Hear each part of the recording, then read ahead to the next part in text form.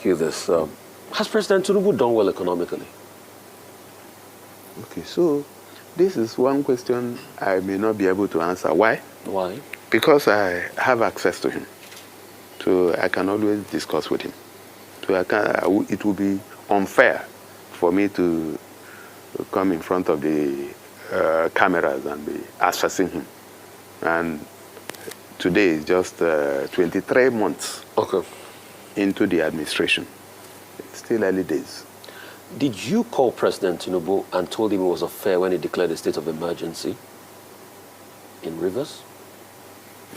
No, I don't. You are also going to an area that I said I will not discuss. And that area is, I wouldn't discuss. But it's not fair. I wouldn't discuss. Okay. Listen, so that you hear me. I wouldn't discuss people. I wouldn't discuss other states. I wouldn't discuss the federal government. Do you also share that private opinion when you see an uptick in inflation despite, I mean, I was just at the IMF spring meetings and the numbers were not good. An uptick in inflation despite rebasing.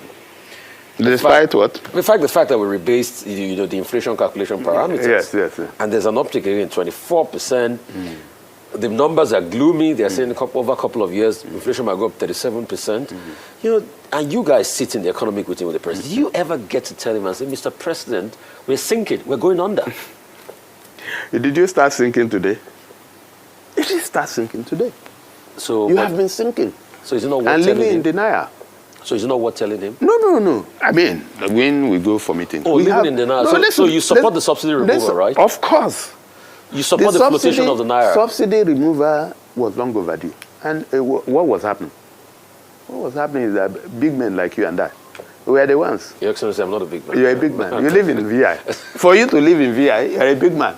So in fact, I'm even afraid of you. When I heard that you live in VI, I said, in Lagos, I used to stay in Lekki. I couldn't afford VI. At least you know. I don't own a home.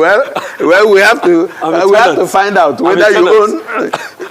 Even being a tenant, to have mind to be a tenant in VI, that means that you are such a big man. I will tell that to Your Excellency. No, but the point is this. Yes. There are a lot of things that we should have done. My interventions in this day. I'd written extensively about this subsidy. So it was a scam. We just needed to do something also about it. Floating the naira? Sorry? Also floating the naira too? Floating the naira, I had also written about it. But you see, I think what happened was that the two things happened about the same time. Which was not a good one.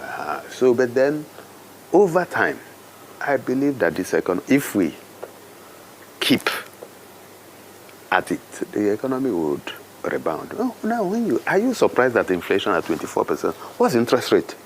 Well, it's super high. Going up to 30%. It goes with interest rate.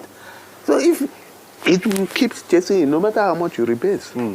So that's what it is. But the hardship on people, the fact that the naira is not worth anything. Very unfortunate. And you feel that in your state. Do you tell that to the president? It's very unfortunate. But some of the sacrifices must be made. If you don't make them today, you make them tomorrow.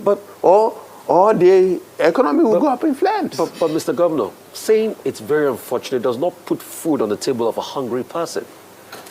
And people will die of hunger. And people are dying. And saying it is fortunate will also not put food on the table. So you need to do something about it. We're just talking. We need to do something about it. So what are you doing? So one of the things that we are doing is to ensure that we create an environment where productivity will happen.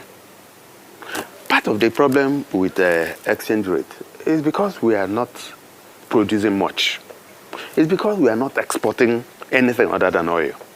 It's because we are importing everything from the profane to the profound. We import toothpicks. We import bottled water. Should we be doing that? So that puts a lot of pressure on the foreign exchange market.